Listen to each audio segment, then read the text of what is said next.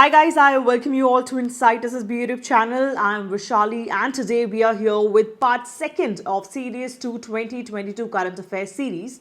Already part 1 has been covered जिसके अंदर आपके almost 11 question cover किए गए हैं. And all these questions with explanation and my handwritten notes are available on Telegram. Also, this video handwritten notes will be available on Telegram as well. So आप Telegram को join कर सकते हैं by the link that is available down in the description box. उसमें Telegram channel का link है और अगर आपको उस link के through नहीं मिल पा रहा है so you can just type Insight SSB and you can join this particular Telegram group. Fine. Now moving forward, in case you are preparing for the CDS examination or FCAT examination or SSBs, you can simply download Insight SSB app. This will be very helpful for you and the link for the same will be down in the description box again. Okay. Now if I talk about the current affairs, guys, let me be very clear and precise. I am putting in a lot of efforts for all of you so that you get the precise material that is very important for this examination. I don't cover anything that is useless as per CDS exam. So whatever comes in this particular series is as per to the standard of CDS examination and as per the requirement. And I make this video by taking care of previous year questions जो कि आपके pattern को follow करते हैं. उस type के ही question इस particular series में आपके कंप्लीट होंगे. सो एक भी क्वेश्चन मिस आउट मत करना बिकॉज एक भी क्वेश्चन मिस आउट करोगे वहीं से क्वेश्चन आएंगे एंड फाइनली एग्जाम में आप नहीं कर पाओगे. So make sure that you cover each and every question what ever I am teaching in this particular series. Okay. और 100% गारंटी मेरी है कि करंट अफेयर्स इस सीरीज से बाहर तो बिल्कुल भी नहीं आएंगे एग्जाम में. ठीक है. So without wasting any more time, let us jump right into the video. The first question is, कौन सा स्टेट है जिसने टॉप किया है with maximum number of beneficiaries under आत्मनिर्भर भारत रोजगार योजना. अब ये क्या योजना है? बेसिकली ये एक पैकेज है जिसके थ्रू बूस्ट किया जा रहा है इंडिया की इकोनॉमी को by increasing the employment generation और उसमें जितने भी एम्प्लॉयमेंट जनरेशन उसके साथ साथ जितने भी बेनिफिट्स होते हैं उनको इंक्रीज करके. और ये कौन से टाइप के बेनिफिट्स हैं? Social benefits. आप सब लोग जानते हैं ड्यूरिंग कोविड-19 there had been a great issue कि लोगों ने अपनी जॉब लूज करी हैं. ठीक है. उनको बेनिफिट्स नहीं मिल पा रहे थे. सो द थिंग इज ये इसी के अकॉर्डिंग लॉन्च की गई है और ये सोशल बेनिफिट्स इंक्रीज करती है, इकोनॉमी को बूस्ट करती है. और अभी नवंबर जो 2020 था उसमें एम्प्लॉयमेंट फॉर्मल सेक्टर में इंक्रीज करने के लिए ABRY 3.0 जो है वो लॉन्च किया गया था. ABRY क्या है? आत्मनिर्भर भारत रोजगार योजना. ठीक है. अब मैक्सिमम नंबर ऑफ बेनिफिशरीज जो हैं वो कहाँ से हैं? सो अगर हम फर्स्ट बात करते हैं दैट इज महाराष्ट्र. तो इसका जो आंसर है वो क्या है? So the answer for the same is B, that is Maharashtra. Maharashtra जो है उसने लिस्ट को टॉप किया है. फर्स्ट महाराष्ट्र रहा है. अगर पूछा जाए कि अच्छा लिस्ट क्या होता है कि CDS में कई बार फर्स्ट सेकंड थर्ड इस तरीके से पूछ लिया जाता है कि अच्छा पहला महाराष्ट्र है तो दूसरा क्या है? तमिलनाडु है और थर्ड क्या है? गुजरात है. ठीक है. So first is Maharashtra, second क्या है? तमिलनाडु और गुजरात क्या है आपका? थर्ड आया. Okay. Moving on to the next question. So next question ये है कि अभी लेटेस्ट क्या हुआ है कि जो मिक्स डबल कैटेगरी है इसमें इंडिया को अपना फर्स्ट गोल्ड मेडल मिला है. ये एज पर FCAT भी बहुत ज़्यादा इंपॉर्टेंट क्वेश्चन है. ठीक है. और ये कौन सी चैंपियनशिप में मिला है? वर्ल्ड डबल स्क्वॉश चैंपियनशिप जो कि होस्ट कहाँ की गई थी? ग्लासगो UK के अंदर. प्लीज़ ध्यान देना. वर्ल्ड डबल स्क्वैश चैंपियनशिप 2022 कहाँ होस्ट हुई थी? ये भी एक क्वेश्चन अपने आप में बन सकता है. ग्लासगो UK के अंदर. सौरव घोषाल के साथ कौन सी जो इंडियन प्लेयर है जो मिक्स डबल्स में जिन्होंने जीता है मेडल इनके साथ? So the answer for the same is Deepika Pallikal. ठीक है. दीपिका पालिकल जो हैं उन्होंने मिक्स डबल स्क्वॉश चैंपियनशिप जीती है विद सौरव घोषाल. अब एक और important information, Deepika Pallikal along with whom Joshna Chinappa, इनके साथ इन्होंने क्या जीता है? Women's double squash championship. ठीक है. तो इन्होंने क्या जीता है? विमेन डबल स्क्वॉश चैंपियनशिप जीता है दीपिका पालिकल के साथ. अगर मिक्स डबल्स की बात होती है तो सौरव घोषाल एंड दीपिका पालिकल, और विमेन डबल की बात होती है तो जोशना चियप्पा एंड दीपिका पालिकल. याद रखोगे. This is very important. Moving on to the next question, that is 9th edition जो था India Kyrgyzstan joint special force exercise, जिसका क्या नाम है, खंजर 2022, कल्मिनेट की गई है अप्रैल 2022 में कौन सी जगह पे। अब देखो पहली बात, ये किस टाइप की एक्सरसाइज है, अब ध्यान दीजिए, ये जो है हमारी क्या है, पैरा एसएफ है, ठीक है, स्पेशल फोर्स है इंडियन आर्मी की, ओके। सो उसके बीच में एक्सरसाइज होती है, so this is what, this is an army वाली एक्सरसाइज है ये आपकी खंजर 2022, ध्यान रखेंगे, ठीक है। इसका 9th एडिशन था, तो 9th एडिशन कहाँ होस्ट किया गया था, 9th edition was hosted in Himachal Pradesh, okay, and at which place was it hosted, special forces training school, where is it, ये आपका कहाँ पर है, बकलो में है, ठीक है, जो कि हिमाचल प्रदेश में, यहाँ पर ये होस्ट किया गया था, इंडिया और किर्गिस्तान के बीच में है, बहुत इंपॉर्टेंट, 9th एडिशन था, वेरी वेरी इंपॉर्टेंट, ठीक है। इस तरीके से क्वेश्चन आते हैं कि अच्छा 9th एडिशन था, कहाँ पर होस्ट किया गया था, खंजर 2022 कौन सी दो कंट्रीज के बीच में एक्सरसाइज है। उसके अलावा ये पूछा जा सकता है कि इसका जो फर्स्ट एडिशन था वो कहाँ पे था, तो जो फर्स्ट एडिशन है वो 2011 में था at Nahan, India, okay. These are all the important information regarding Khanjar 2022. Please remember all of these. Coming to the next question, कौन सी जो शिप है ऑफ इंडियन नेवी जिसको अवॉर्ड किया गया है prestigious president's colour by president Ramnath Kovind. आप लोग जानते हैं अभी प्रेसिडेंट के भी इलेक्शन स्टार्ट होने वाले हैं, राइट। सो इसके बारे में भी हम डिस्कशन करेंगे, very very important topic as the elections are going on, so we should know in and out of this particular chapter from Lakshmikant if you are studying, okay। तो अच्छे से पढ़ना इस बार, एंड स्पेशली इलेक्शन रिलेटेड जो आपके question हैं वो अच्छे से पढ़ना कि इनके इलेक्शन कैसे होते हैं, कितने ईयर्स के होने चाहिए मिनिमम, ठीक है, जो प्रेसिडेंट हमारे देश में बनते हैं, all these things are very very important. So अगर इस क्वेश्चन की बात करते हैं, इसका आंसर क्या है, आंसर है सी, दैट इज INS वालसुरा। इसने ऑलमोस्ट 80 ईयर्स हमारी कंट्री को सर्व किया है with exceptional service, hence it has been awarded with what, prestigious president color by President Ramnath Kovind। Coming to next question, that is what is the work of faster software। देखो पहली बात जो है that is इसका जो काम है that is timely deliver करना जो भी कोर्ट के ऑर्डर हैं, ठीक है।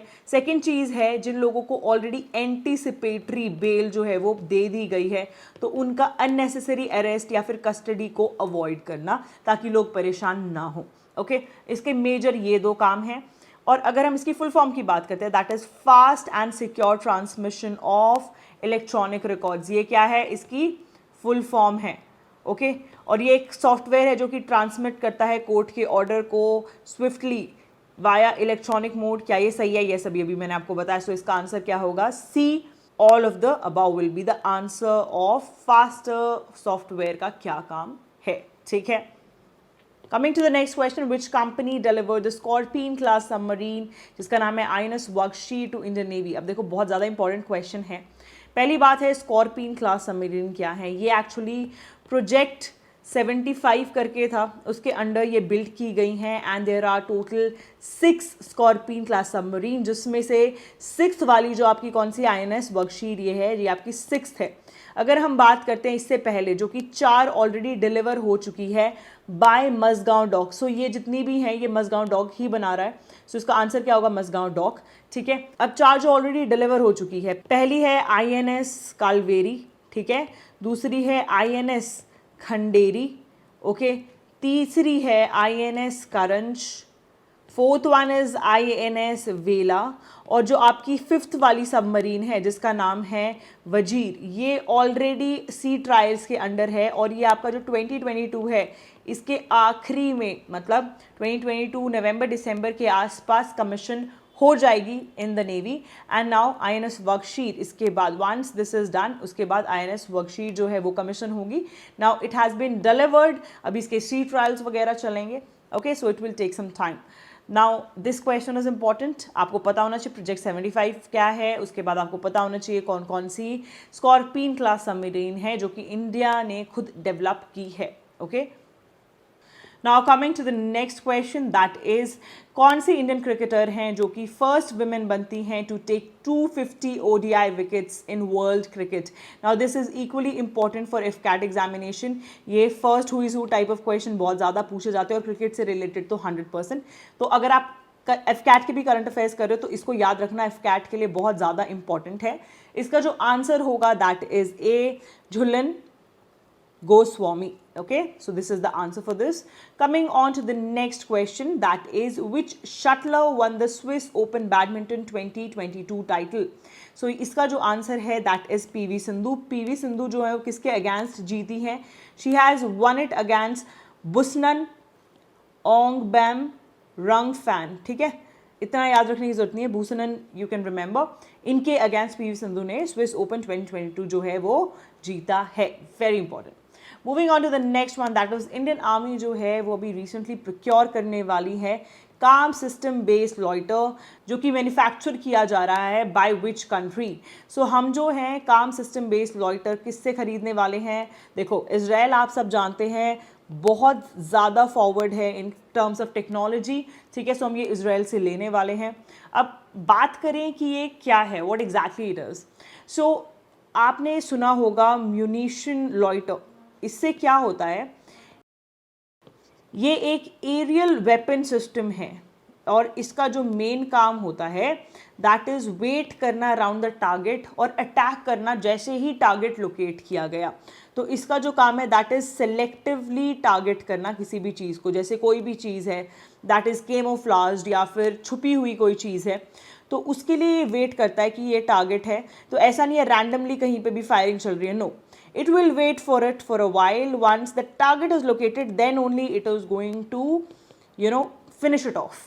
और जो ये आपका लॉइटर म्यूनिशन सिस्टम होता है, ये क्या है? ये एक सरफेस टू सरफेस मिसाइल, ठीक है, और ड्रोन का मिक्सचर है। ठीक है, ये दोनों चीज़ इसमें अवेलेबल होती है म्यूनिशन लॉइटर के अंदर।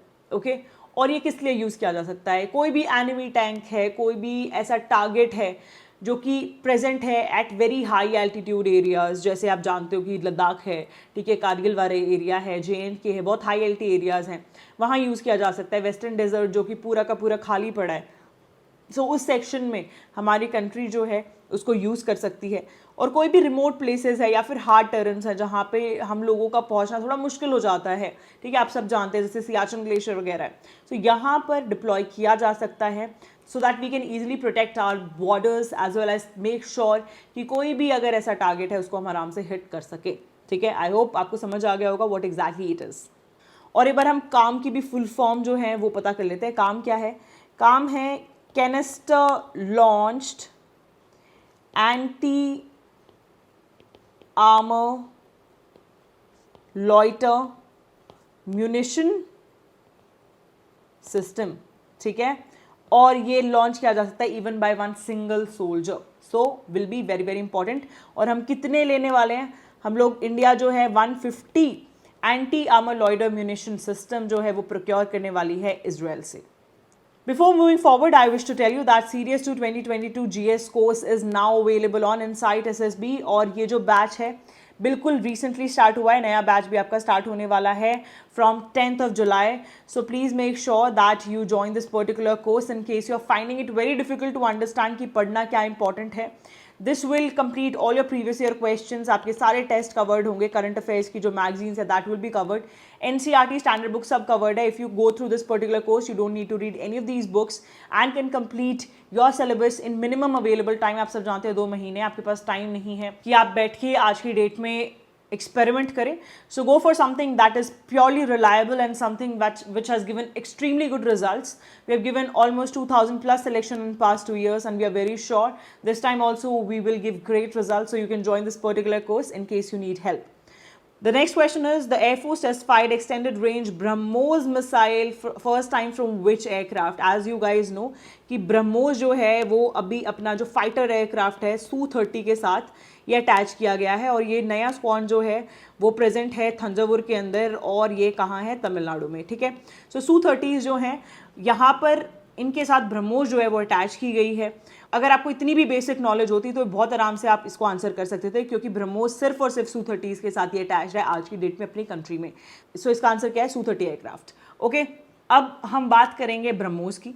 BrahMos क्या है? BrahMos एक इंडिजिनसली मैन्युफैक्चर्ड, मैंने क्या बोला? Manufactured, not designed etcetera. So अगर बात करें मिलके ये बनाई किसने है, इंडिया और रशिया ने बनाई है, लेकिन इसकी जो मैन्युफैक्चरिंग है वो कहाँ चल रही है अभी आज की डेट में, इंडिया में ये मैन्युफैक्चर हो रहा है, ठीक है। और ये एक सुपरसोनिक क्रूज मिसाइल है, ठीक है, सुपरसोनिक क्रूज मिसाइल है। क्रूज मिसाइल अगर आप पूछे तो ये क्या है, ये एक्चुअली एक लो फ्लाइंग गाइडेड मिसाइल होती है। तो जो आपका कंप्यूटर होता है ऑन बोर्ड, उसके थ्रू आप इसकी जो डायरेक्शंस है उसको चेंज कर सकते हो, तो इसको हम क्रूज मिसाइल बोलते हैं, ओके। अगर हम बात करते हैं ब्रह्मोस की, तो ब्रह्मोस जो है ये आपका 2 स्टेज में ये मिसाइल है। फर्स्ट स्टेज में क्या होता है, सॉलिड प्रोपेलेंट बूस्टर सिस्टम होता है जो इसको सुपरसोनिक स्पीड जो है वो प्रोवाइड कराता है। और सेकेंड स्टेज में क्या होता है, जो ये प्रोपेलेंट बूस्टर सिस्टम है उससे सेपरेट हो जाती है ये, ठीक है। और ये मिसाइल जो है ऑलमोस्ट 3 मैक्स स्पीड से ये क्रूज फेज में चलती है, ओके। एंड ये गाइड की जा सकती है जैसे मैंने आपको बताया कंप्यूटर के थ्रू, ओके। और अगर हम बात करें इस पर्टिकुलर मिसाइल की, हमें एक चीज़ पता होनी चाहिए कि अभी जो एक्सटेंडेड रेंज है वो क्या है। पहले जो रेंज थी दैट वाज 290 किलोमीटर्स, अब ये एक्सटेंड होकर 350 किलोमीटर्स कर दी गई है। और जो ब्रह्मोस मिसाइल है वो एक ऐसी मिसाइल है जो कहीं से भी फायर की जा सकती है, मतलब आप चाहे तो एयरक्राफ्ट से कर सकते हो, सबमरीन से कर सकते हो, लैंड से कर सकते हो। So this is a very very versatile kind of missile, okay. Moving on to the next question, as per year 2022, which of the following countries are part of FATF 2022 grey list? पहली बात करते हैं कि FATF क्या है। FATF है financial action task force. ये एक इंटर गवर्नमेंट बॉडी है जो कि काफ़ी इंडिपेंडेंट है और ये बनाई गई थी 1989 में बाय G7 समिट, ठीक है। ये G7 समिट जो है ये कहाँ पे हुआ था, इस टाइम पे पेरिस में हुआ था। और इसका जो मेन काम था दैट इज़ कॉम्बैट करना मनी लॉन्ड्रिंग को, ठीक है।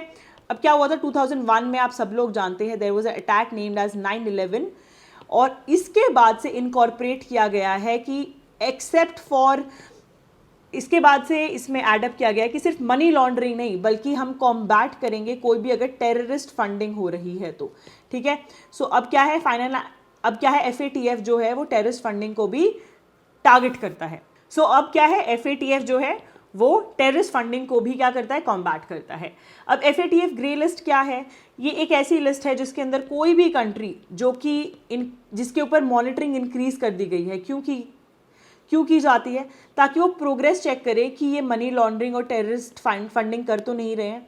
सो अभी जो है इन 2022 सबसे इंपॉर्टेंट चीज़, जिम्बाब्वे जो है उसको रिमूव किया गया है from FATF grey list. This is the most important thing, ठीक है।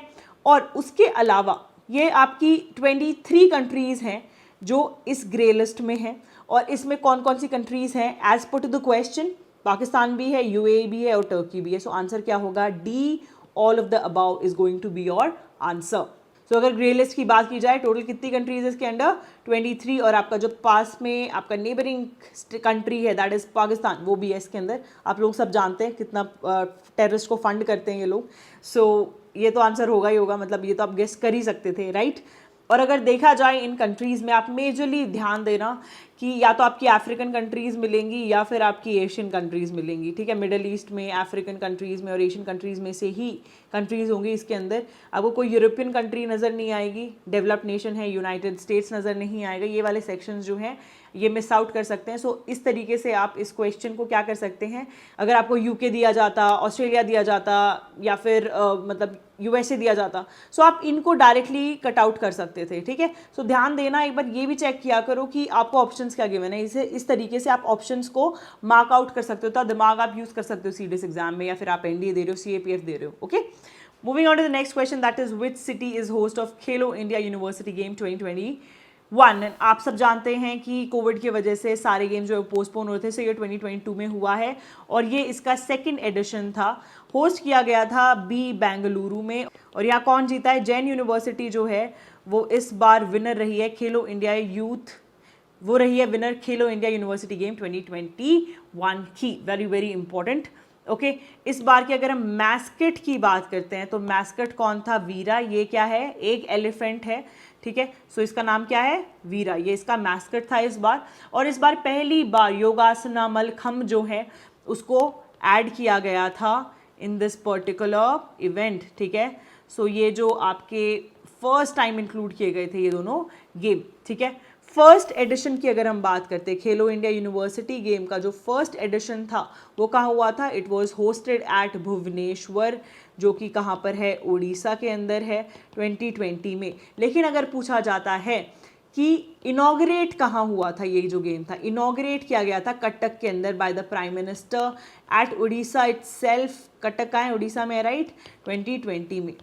ठीक है, मेरा जो क्वेश्चन है आपसे दैट इज खेलो इंडिया जो यूथ गेम है वो कहाँ होस्ट होने वाले हैं? ध्यान देना, not university game, I am talking about Khelo India youth game. ये कहाँ होस्ट होने वाले 2023 में? इस क्वेश्चन का आंसर सब लोग नीचे कमेंट सेक्शन में देंगे। Make sure that you answer this. I want to see how many of you remember और know this particular answer. Okay, next question is कौन सी कंट्री है जो मैन्युफैक्चर कर रही है और सप्लाई कर रही है MH-60R multi role helicopter India को? सो इसका जो आंसर है that is United states of America. इसके जो फर्स्ट बैच है जिसके अंदर हमें 3 MH-60R हेलीकॉप्टर्स मिलने वाले हैं, 3 number, this will be in mid July हमें ये मिल जाएंगे। तो ये आने वाले हैं, तो ये यूनाइटेड स्टेट्स ऑफ अमेरिका जो है हमें देने वाला है। और ये आफ्टर मैनी डेकेड्स पहली मेजर डिप्लॉयमेंट है इंडियन नेवी के पास। सो ये जो है ये इंडियन नेवी के पास after you can consider decades के बाद एक हेलीकॉप्टर जो है वो ऐड हो रहे हैं। इससे पहले बहुत पुराने जो हेलीकॉप्टर्स हैं वो इंडियन नेवी के पास थे। और हमें बस ये याद रखना है कि MH-60R किसके पास जाएंगे, ये मत कर लेना कि एयरफोर्स के पास जा रहे हैं, आर्मी के पास। This is coming for actually Indian navy, ये भी ध्यान रखना है। ठीक है, किससे मिल रहा है? यूनाइटेड स्टेट्स ऑफ अमेरिका से मिल रहा है। और किस टाइप का हेलीकॉप्टर है? बहुत सा बार ये क्वेश्चन आता है कि सिर्फ सामान ले जाने के काम आता है या फिर कॉम्बैट मतलब लड़ाई के लिए, या किस टाइप का हेलीकॉप्टर है? तो ये एक मल्टी रोल हेलीकॉप्टर है, ध्यान रखना। ये सामान पहुंचाने, इंसान को पहुंचाने के काम भी आएगा, ठीक है, फाइटिंग के लिए भी काम आएगा। So it is a multi role helicopter. Okay, moving on to the next question. अभी रिसेंट स्टडी के अकॉर्डिंग एक नेशनल पार्क है इंडिया में जिसका जो कार्बन रिलीजिंग है वो ज़्यादा है देन एब्जॉर्बिंग। अब क्या होता है यूजुअली कि जो पेड़ वगैरह होते हैं इसकी वजह से क्या होता है कि कार्बन सिंक बन जाता है, यहाँ से कार्बन लेते हैं और ऑक्सीजन रिलीज करते हैं। लेकिन ये एक ऐसा नेशनल पार्क है जिसके अंदर जो ऑक्सीजन प्रोडक्शन है that is going comparatively less और ये कार्बन ही रिलीज कर रहा है। ठीक है, कौन सा ऐसा नेशनल पार्क है? इसका जो आंसर है that is Kaziranga national park. आप सब लोग जानते हैं काजीरंगा किसके लिए फेमस है? ये जो 1 हॉर्न राइनोसरस है इनके लिए बहुत ज़्यादा फेमस है। यहाँ पर इसकी हाईएस्ट जो वन हॉर्न राइनोसरस है उसकी हाईएस्ट पॉपुलेशन कहाँ पर है? काजीरंगा नेशनल पार्क के अंदर ही है। और ये जो अगर हम बात करें रीज़न कि ऐसा क्यों हो रहा है कि जो कार्बन है वो रिलीज ज़्यादा कर रहा है देन एब्जॉर्ब करने के बजाय, सो इसका जो आंसर है दैट इज़ क्योंकि रेनफॉल जो है इस रीजन के अंदर रेनफॉल जो है वो काफ़ी ज़्यादा कम हो गई है। This is the main reason. Okay, moving on to the next question and the last question. So 12 से लेकर 26 क्वेश्चन इस पर्टिकुलर वीडियो में हमने कवर किए हैं और इसके जो आपको रिटन नोट्स हैं वो कहाँ मिल जाएंगे? टेलीग्राम पे, सो वहाँ पे जाके देख लेना। ठीक है, सो जो नेक्स्ट क्वेश्चन है दैट इज कौन इलेक्ट किए गए हैं as 23rd prime minister of Pakistan after no confidence motion? So no confidence motion जो है ये किसके अगेंस्ट किया गया था? ये किया गया था इमरान खान के अगेंस्ट जो आपके अभी रिसेंटली प्राइम मिनिस्टर थे। उसके बाद कौन जीते हैं? अब जीते हैं शहबाज शरीफ। शहबाज शरीफ जो है ये आपके 23rd प्राइम मिनिस्टर। ऐसा भी पूछा जा सकता है कि 23rd प्राइम मिनिस्टर कौन है। ठीक है, सो शहबाज शरीफ जो हैं ये 23rd प्राइम मिनिस्टर बने हैं और ये किसके ब्रदर हैं? नवाज शरीफ को आप जानते होंगे जो कि आपके पहले 3 बार प्राइम मिनिस्टर रह चुके हैं। सो नवाज शरीफ के भाई हैं Shahbaz Sharif. Now he is the new prime minister of the neighbouring nation that is Pakistan और ये 23rd प्राइम मिनिस्टर हैं। So please remember this and with this I end this particular series. Please make sure that अगर आपको ये video अच्छी लगी please like this video. It will be of a great help to us, okay, because it boosts our confidence कि चलो आप लोगों को कुछ समझ आया, आप लोगों को अच्छा लगा इस वीडियो को देख के। Also share it with your friends because this particular series is very important. यहाँ से पक्का क्वेश्चन आएंगे और I don't think that you wish कि आपके फ्रेंड्स इस पर्टिकुलर अपॉर्चुनिटी को मिस आउट करें if you are getting so many question out of this particular series. Okay, so all the best guys, keep working smart and make sure that you make your own hand written note. It is of a great use. In case आलसी हो तो मेरे notes देख लेना, that will also be useful. Okay.